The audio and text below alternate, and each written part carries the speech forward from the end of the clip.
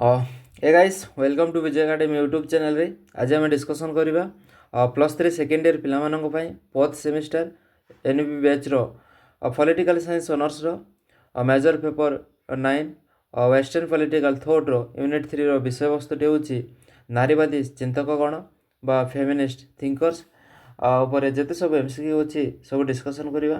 प्रथम जड़े फेमिनिस्ट होउचंती मेरी वेल्सनक्राफ्ट आउ तापरे अछंती करेल पेटमैन एमानक उपरे फेमिनिस्ट बा फेमिनिज्म उपरे आधारित जेते सब एमसीक्यू क्वेश्चन अच्छी पॉलिटिकल थॉट बेसिस रे सब आम डिस्कसन करवा। देख प्रथम क्वेश्चन अच्छी सेक्शन ए रे नारीर मस्तिष्क को विकसित कर दृढ़ करा जाऊ एवं अंध भाव अज्ञाधीनता निश्चित भाव लोप पाइब एकथा किए कही ऑप्शन हूँ सॉरी हाँ ऑप्शन देती केट मिलेट मेरी वेल्सनक्राफ्ट रूसो जॉन लॉक यार उत्तर हम कौन मेरी वेल्सनक्राफ्ट कही कौन कही से नारीर मस्तिष्क को विकसित कर दृढ़ करा जाऊ एवं अंध भाव अज्ञाधीनता को निश्चित भाव लोप पाइब। देखो द्वितीय क्वेश्चन अच्छी मेरी वेल्सनक्राफ्ट क्यों देश में जन्मग्रहण करते ऑप्शन उत्तर हम लंडन। सेपरी 3 नंबर क्वेश्चन वेल्सनक्राफ्ट केवे जन्मग्रहण करते उत्तर हेब 1768 मसीह। 4 number question A vindication of the rights of women पुस्तक निमंते किए परिचित लाभ करते उत्तर हेब मेरी वेल्सनक्राफ्ट। सेपरी 5 नंबर क्वेश्चन मेरी वेल्सनक्राफ्ट क्या वैदिक परिवेश रे प्रवेश करते उत्तर हेब जॉनी आर्डेन। सेपरी 6 नंबर क्वेश्चन नारी मान अभाव असुविधा विषय चिंतन करने क्षेत्र में वेल्सनक्राफ्ट क्या द्वारा प्रभावित होते उत्तर हम पियानी ब्लोड द्वारा। सेपरी 7 नंबर क्वेश्चन मेरी वेल्सनक्राफ्ट केवे सामाजिक व्यवस्था विरोध में स्वर उत्तोलन करने निज भौणी एलिजा को मनई उत्तर हम 1784 मसीह। सेपरी 8 नंबर क्वेश्चन 1778 मसीह वेल्सनक्राफ्ट कार महिला सहर भाव कार्य करते उत्तर हम सहर भाव कार्य करते उत्तर हम सहारा डाइसन। सेपरी 9 नंबर क्वेश्चन वेल्सनक्राफ्ट तांकर प्रथम उपन्यास मेरी ए पैशन पुस्तक केवे रचना करा जायतिला उत्तर हम 1788 मसीह। सेपरी 10 number question Wollstonecraft a vindication of the rights of women केवे आत्मप्रकाश बा प्रकाशित होता ये बईटा उत्तर हम 1792 बहुत इंपोर्टेंट बईटा है। तापर देख 11 नंबर क्वेश्चन वेल्सनक्राफ्ट निजर पुस्तक thoughts on the education of daughter केवे रचना करते उत्तर हम 1787 मसीह। तापर 12 नंबर क्वेश्चन मेरी ए पैशन पुस्तक किए रचना करते उत्तर हम वेल्सनक्राफ्ट। तापर 13 नंबर क्वेश्चन किए निजर उपन्यास यंग गर्ल रीडिंग रे निजक आवेग नायिका भावुवा महिला मान समालोचना कर उत्तर हम वेल्सनक्राफ्ट। सेपरी 14 नंबर क्वेश्चन फ्रांस वैदिक विप्लव काठार आरंभ होता उत्तर हम मॉन्टेस्क्यू। सेपरी 15 नंबर क्वेश्चन कोराल पेटमैन क्यों नारीवादी अटंती उत्तर हम ब्रिटिश। सेपरी 16 नंबर क्वेश्चन कोराल पेटमैन केवे जन्मग्रहण करते उत्तर हम 1940 मसीह। 17 नंबर क्वेश्चन कोराल पेटमैन केवे सिडनी विश्वविद्यालय राजनीतिक तत्वर अध्यापक हेले उत्तर हम 1972 मसीह। सेपरी 18 नंबर क्वेश्चन पेटमैन पुस्तक the problem of the political obligation केवे प्रकाशित होता उत्तर हम 1979 मसीह। सेपरी 19 नंबर क्वेश्चन कोराल पेटमैन पुस्तक दि सेक्सुअल कॉन्ट्रैक्ट केवे आत्मप्रकाश होता उत्तर हम 1988 मसीह। सेपरी 20 नंबर क्वेश्चन कोराल पेटमैन 2007 मसीह क्यों एकाडेमी सदस्य अटंती उत्तर हम ब्रिटिश एकाडेमी जड़े सदस्य अटंती। तो देखा एवं शून्य स्थान पूरण कर बा डेस्क फिलअप क्वेश्चन आंसर। देख प्रथम क्वेश्चन अच्छी मेरी वेल्सनक्राफ्ट डेस्क मसीह जन्मग्रहण करते उत्तर हम 1768 मसीह। सेपरी वेल्सनक्राफ्ट डेस्कटार जन्मग्रहण करते उत्तर हम लंडन पिटमैन स्टीपल फील्ड रे। सेपरी 3 नंबर क्वेश्चन वेल्सनक्राफ्ट पितार नाम कौन उत्तर हम एडवर्ड जॉन वेल्सनक्राफ्ट। सेपरी 4 नंबर क्वेश्चन वेल्सनक्राफ्ट माता नाम कौन उत्तर हम एलिजाबेथ डिक्सन। सेपरी 5 नंबर क्वेश्चन मेरी wollstonecraft डैश मसीह मृत्युवरण कले उत्तर हम 1797 मसीह। सेपरी 6 नंबर क्वेश्चन मेरी wollstonecraft दुई भौणी डैश और डैश थे एभेरिना और एलिजा थे। सेपरी देख 7 नंबर क्वेश्चन डैश मसीह wollstonecraft निज भौणी एलिजा को निज पति और पुत्र को त्याग करी सामाजिक व्यवस्था विरोध में स्वर उत्तोलन करने निमंते मनई उत्तर हम 1784 मसीह। सेपरी 8 नंबर क्वेश्चन wollstonecraft जीवन को प्राथमिकता पर्यायर डैश जन सहित मित्रता अत्यंत प्रभावित होता उत्तर हम 2 जन। सेपरी 9 नंबर क्वेश्चन डैश और डैश wollstonecraft घनिष्ठ बंधु थे उत्तर हम जॉन आइडन और फैनी ब्लोड। सेपरी 10 नंबर क्वेश्चन लंडन रहणी काल डैश नामक जड़े कलाकार संघर्ष wollstonecraft आसीथिला उत्तर हम हेनरी वेल्सली। सेपरी 11 नंबर क्वेश्चन डैश मसीह wollstonecraft पेरिस रे पहुँची उत्तर हम 1992 मसीह 1792 मसीह। और 12 नंबर क्वेश्चन डैश मसीह wollstonecraft कन्या संतान जननी हेले उत्तर हम 1794 मसीह। तापर 13 नंबर क्वेश्चन फ्रांस वैदिक विप्लव डैश मसीह आरंभ होता उत्तर हम मॉन्टेस्क्यू डैश ठार आरंभ होता मॉन्टेस्क्यू ठार फ्रांस रे वैदिक विप्लव इंटेलेक्चुअल रेवोल्यूशन स्टार्ट होता। सेपरी 14 नंबर क्वेश्चन डैश को मतरे आवेग एपर एक समाज सृष्टि कर जो एक नैतिक नियम भली सामाजिक संपर्क और राजनीतिक संरचनार नियंत्रण कर उत्तर हम डैश को मतरे ना wollstonecraft को मतरे। सेपरी 15 नंबर क्वेश्चन अतीतर शर्त डैश नुहे बोली wollstonecraft कहते उत्तर हम सकारात्मक। 16 नंबर क्वेश्चन wollstonecraft निजर डैश दृष्टिकोण को गुरुत्व देते उत्तर हम नारीवादी। 17 नंबर क्वेश्चन wollstonecraft डैश न्यायवादी उपर गुरुत्व देते उत्तर हम प्राकृतिक। सेपरी 18 नंबर क्वेश्चन करल पेटमैन डैश मसीह जन्मग्रहण करते उत्तर हम 1940। सेपरी 19 नंबर क्वेश्चन करल पेटमैन डैश नारीवादी अटंती उत्तर हम ब्रिटिश नारीवादी अटंती। सेपरी 20 नंबर क्वेश्चन पेरल पेटमैन करल पेटमैन कार्ल पेटमैन डैश विश्वविद्यालय अर्थनैतिक तत्वर अध्यापक थे उत्तर हम सिडनी विश्वविद्यालय।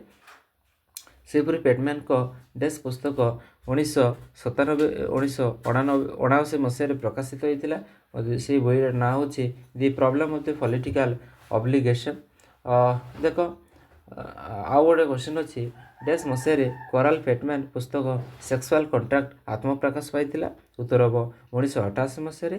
आउ शेष क्वेश्चन देख डैश फिलप्र करल कार्ल पेटमैन डैश मसीह ब्रिटिश एकाडेमी सदस्य अटंती उत्तर हम 2007 मसीह ठारू से ब्रिटिश एकाडेमी जड़े सदस्य अच्छा एवं तो आम देखा गोटे शब्द मध्य उत्तर प्रदान करवा है vindication of the rights of women पुस्तक किए रचना करते उत्तर हम मेरी wollstonecraft। सेपरी द्वितीय क्वेश्चन 19 शताब्दी संस्कारक मैंने सह शिक्षा उपरे गुरुत्व देवा आरंभ कले बोली किए कहते उत्तर हम जाने रोनाल्ड मार्टिन। सेपरी 3 नंबर क्वेश्चन क्यों दशक बेलू अमेरिका और ब्रिटेन नारीवादी नामक तत्व मुंड टेकी उत्तर हम 1960। सेपरी डैश क्या प्रथम ब्रिटिश नारीवादी भाव अभिहित कराए उत्तर हम मेरी wollstonecraft।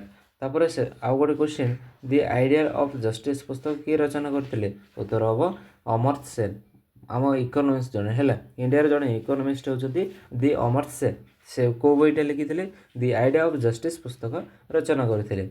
देख wollstonecraft क्यों चेतना आरंभ कर उत्तर हम विवेक बा रिजन ठारू है। तापर यंग गर्ल रीडिंग उपन्यास किए रचना करते उत्तर हम मेरी wollstonecraft। सेपरी मेरी wollstonecraft उपरे प्रथम उपन्यास नाम कौन उत्तर हम मेरी पैशन। सेपरी फ्रांस वैदिक विप्लव काठार आरंभ होता उत्तर हम मॉन्टेस्क्यू। सेपरी क्वेश्चन अच्छी देख wollstonecraft के पेरिस रे पहुँची उत्तर हम 1792 मसीह। क्वेश्चन देख नारीर मस्तिष्क को विकसित कर दृढ़ करा जाऊ एवं अंध भाव अज्ञानता निश्चित भाव लोप पाइब बोली किए मत देते उत्तर हम मेरी wollstonecraft कहते। से 12 नंबर क्वेश्चन मेरी wollstonecraft केवे जन्मग्रहण करते उत्तर हम 1959 ମସିହାରେ। ତାପରେ 13 ନମ୍ବର କ୍ୱେଶ୍ଚିନ୍ ୱେଲଷ୍ଟନକ୍ରାଫ୍ଟ କେଉଁଠାରେ ଜନ୍ମଗ୍ରହଣ କରିଥିଲେ? ଉତ୍ତର ହେବ ଲଣ୍ଡନର ଷ୍ଟିପାଟଲ ଫିଲ୍ଡସରେ। ସେପରି 14 ନମ୍ବର କ୍ୱେଶ୍ଚିନ୍ ୱେଲଷ୍ଟନକ୍ରାଫ୍ଟ ଜୀବନର ପ୍ରାଥମିକ ପର୍ଯ୍ୟାୟରେ କେଉଁ ଦୁଇ ଜଣ ସହ ମିତ୍ରତା ସ୍ଥାପନ କରିଥିଲେ? ଉତ୍ତର ହେବ ଜାନେ ଆର୍ଡେନ୍ ଏବଂ ଫାନି ବ୍ଲୋଡ୍। ସେହିପରି 15 ନମ୍ବର କ୍ୱେଶ୍ଚିନ୍ ୱେଲଷ୍ଟନକ୍ରାଫ୍ଟ କାହାର ମହିଳା ସହଚର ଭାବରେ କାର୍ଯ୍ୟ କରିଥିଲେ? ଉତ୍ତର ହେବ ସାହାର ଡାଉସନ୍। ସେହିପରି 16 ନମ୍ବର କ୍ୱେଶ୍ଚିନ୍ ଲଣ୍ଡନର ରହଣି କାଳରେ ୱେଲଷ୍ଟନକ୍ରାଫ୍ଟ କେଉଁ କାଳଦାସଙ୍କ ସଂସ୍ପର୍ଶରେ ଆସିଲେ? ଉତ୍ତର ହେବ ହେନରୀ ୱେଲସଲି। ସେହିପରି 17 ନମ୍ବର କ୍ୱେଶ୍ଚିନ୍ ୱେଲଷ୍ଟନକ୍ରାଫ୍ଟ କନ୍ୟାର ନାମ କ'ଣ ଥିଲା? ଉତ୍ତର ହେବ ଫ୍ୟାନି। ସେହିପରି 18 ନମ୍ବର କ୍ୱେଶ୍ଚିନ୍ କାରାଲ ଫେଟମ୍ୟାନ୍ କେବେ ଜନ୍ମଗ୍ରହଣ କରିଥିଲେ? ଉତ୍ତର ହେବ 1940 ଡିସେମ୍ବର 11 ତାରିଖରେ। ସେହିପରି 19 ନମ୍ବର କ୍ୱେଶ୍ଚିନ୍ କେଉଁ ବିଶ୍ୱବିଦ୍ୟାଳୟରେ କାରାଲ ଫେଟମ୍ୟାନ୍ ନିଜର ଶିକ୍ଷା ସମାପ୍ତ କରିଥିଲେ? ଉତ୍ତର ହେବ ଅକ୍ସଫୋର୍ଡ। ସେହିପରି 20 ନମ୍ବର କ୍ୱେଶ୍ଚିନ୍ କାରାଲ ଫେଟମ୍ୟାନ୍ କେଉଁଠାରେ ଜନ୍ମଗ୍ରହଣ କରିଥିଲେ? ଉତ୍ତର ହେବ ମ୍ୟାରିଜଫିଲ୍ଡ ଯୁକ୍ତରାଜ୍ୟ ବ୍ରିଟେନଠାରେ। ସେହିପରି 21 ନମ୍ବର କ୍ୱେଶ୍ଚିନ୍ କାରାଲ ଫେଟମ୍ୟାନ୍ କେଉଁ ନାରୀବାଦୀ ଓ ରାଜନୈତିକ ତତ୍ତ୍ୱବିତ୍ ଥିଲେ ବା ଅଛନ୍ତି? ଉତ୍ତର ହେବ ବ୍ରିଟିଶ। ସେହିପରି 22 ନମ୍ବର କ୍ୱେଶ୍ଚିନ୍ ଫେଟମ୍ୟାନ୍ କେଉଁ ଗଣତନ୍ତ୍ରର ସମାଲୋଚକ ଭାବେ ଜଣାଶୁଣା? ଉତ୍ତର ହେବ ଉଦାରବାଦୀ ଗଣତନ୍ତ୍ର। ସେହିପରି 23 ନମ୍ବର କ୍ୱେଶ୍ଚିନ୍ ଫେଟମ୍ୟାନ୍ କେଉଁ ବିଶ୍ୱବିଦ୍ୟାଳୟରେ ଏବଂ କେବେ ରାଜନୈତିକ ତତ୍ତ୍ୱର ଅଧ୍ୟାପିକା ଭାବରେ କାର୍ଯ୍ୟ ପାଇଥିଲେ? ଉତ୍ତର ହେବ 1972 ମସିହା ସିଡନୀ ବିଶ୍ୱବିଦ୍ୟାଳୟ। ସେହିପରି ଆମେ ଦେଖିବା ଗୋଟିଏ ବାକ୍ୟରେ ଉତ୍ତର ପ୍ରଦାନ କର କ୍ୱେଶ୍ଚିନ୍ ଆନ୍ସର। ଦେଖ ପ୍ରଥମ କ୍ୱେଶ୍ଚିନ୍ ଅଛି କାରାଲ ଫେଟମ୍ୟାନ୍ କିଏ? ଉତ୍ତର ଆମେ ଲେଖିବା କାରାଲ ଫେଟମ୍ୟାନ୍ ଜଣେ ବିଶିଷ୍ଟ ନାରୀବାଦୀ ଓ ରାଜନୈତିକ ତତ୍ତ୍ୱବିତ୍, ଉଦାରବାଦୀ ଗଣତନ୍ତ୍ରର ଜଣେ ସମାଲୋଚକ ଭାବରେ ଖୁବ୍ ଜଣାଶୁଣା। ଦେଖ ଦ୍ୱିତୀୟ କ୍ୱେଶ୍ଚିନ୍ ମେରୀ ୱେଲଷ୍ଟନକ୍ରାଫ୍ଟ କିଏ? ଉତ୍ତର ହେବ ମେରୀ ୱେଲଷ୍ଟନକ୍ରାଫ୍ଟ ଜଣେ ଇଂରାଜୀ ଲେଖିକା, ଦାର୍ଶନିକ, ନାରୀ ଅଧିକାରର ପ୍ରବକ୍ତା ଥିଲେ। ସେପରି 3 ନମ୍ବର କ୍ୱେଶ୍ଚିନ୍ ୱେଲଷ୍ଟନକ୍ରାଫ୍ଟ କେବେ ଓ କେଉଁଠାରେ ଜନ୍ମଗ୍ରହଣ କରିଥିଲେ? ଉତ୍ତର ହେବ ମେରୀ ୱେଲଷ୍ଟନକ୍ରାଫ୍ଟ 1759 ମସିହା ଏପ୍ରିଲ ମାସ 27 ତାରିଖରେ ଲଣ୍ଡନ ସହରରେ ଷ୍ଟିପାଟଲ ଫିଲ୍ଡସରେ ଜନ୍ମଗ୍ରହଣ କରିଥିଲେ।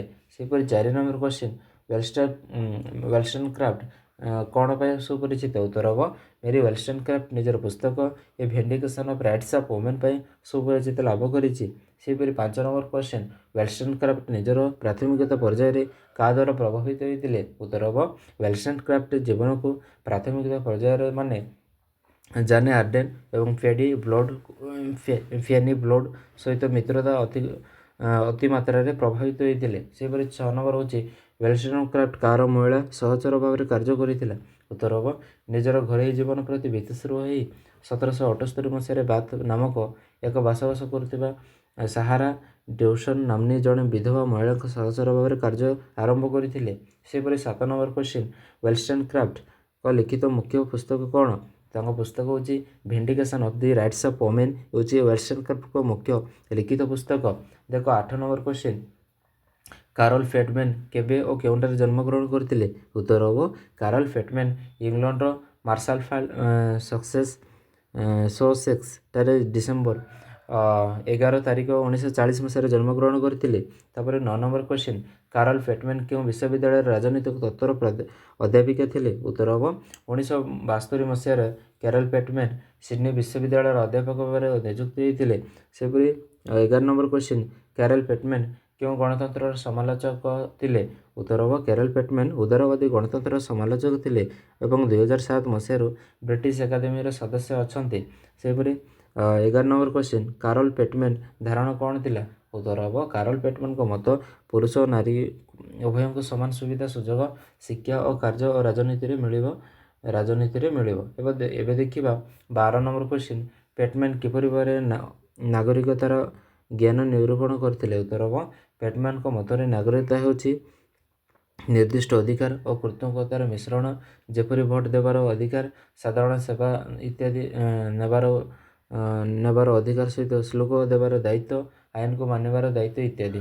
ସେହିପରି 3 ହେଉଛି ୱେଲଷ୍ଟନକ୍ରାଫ୍ଟ ଚିନ୍ତନ କେଉଁ ନୀତି ଉପରେ ଆଧାରିତ ଉପରେ ପର୍ଯ୍ୟବେସିତ ଥିଲା? ଉତ୍ତର ହେବ ୱେଲଷ୍ଟନକ୍ରାଫ୍ଟ ଚିନ୍ତନ 3ଟି ନୀତି ଯଥା ବିବେକ, ବିକାଶ ଆଉ ବିଜ୍ଞାନ ଉପରେ ପର୍ଯ୍ୟବେସିତ ଥିଲା। ସେହିପରି 14 ନମ୍ବର କ୍ୱେଶ୍ଚିନ୍ ୱେଲଷ୍ଟନକ୍ରାଫ୍ଟ ନାରୀବାଦୀ ଦୃଷ୍ଟିକୋଣ କ'ଣ ଥିଲା? ଉତ୍ତର ହେବ ୱେଲଷ୍ଟନକ୍ରାଫ୍ଟ ନିଜର ନାରୀବାଦୀ ଦୃଷ୍ଟିକୋଣକୁ ଗୁରୁତ୍ୱ ଦେଇଛନ୍ତି ଓ ନାରୀ ଓ ପୁରୁଷକୁ ଘରୋଇ ଏବଂ ସର୍ବସାଧାରଣ କ୍ଷେତ୍ର ଭାବରେ ଅଭିହିତ କରାଇଲେ ମଧ୍ୟ ଉଭୟଙ୍କ ପରସ୍ପର ପରିପୂରକ ଏବଂ ନିର୍ଭରଶୀଳ ଅଟନ୍ତି। ଏହା ଥିଲା ଆମର ୱେଲଷ୍ଟନକ୍ରାଫ୍ଟ ଆଉ ଜଣେ ହେଉଛି ପେଟମ୍ୟାନଙ୍କ 1 ମାର୍କ ବିଶିଷ୍ଟ କ୍ୱେଶ୍ଚନ୍ ଆନ୍ସର୍ ଫିଲୋସଫି ଉପରେ ଆଧାରିତ। ତାପରେ ଆମେ ଦେଖିବା ଲାଷ୍ଟ ୟୁନିଟ୍ ତାପରେ ପରେ ଏହି ଅଧ୍ୟାୟର ବା ତୃତୀୟ ଅଧ୍ୟାୟର 2 ମାର୍କ 5 ମାର୍କ 8 ମାର୍କ ବିଶିଷ୍ଟ କ୍ୱେଶ୍ଚନ୍ ଆନ୍ସର୍ ଆମେ ଡିସ୍କସନ୍ କରିବା। ରହିଲି, ଧନ୍ୟବାଦ।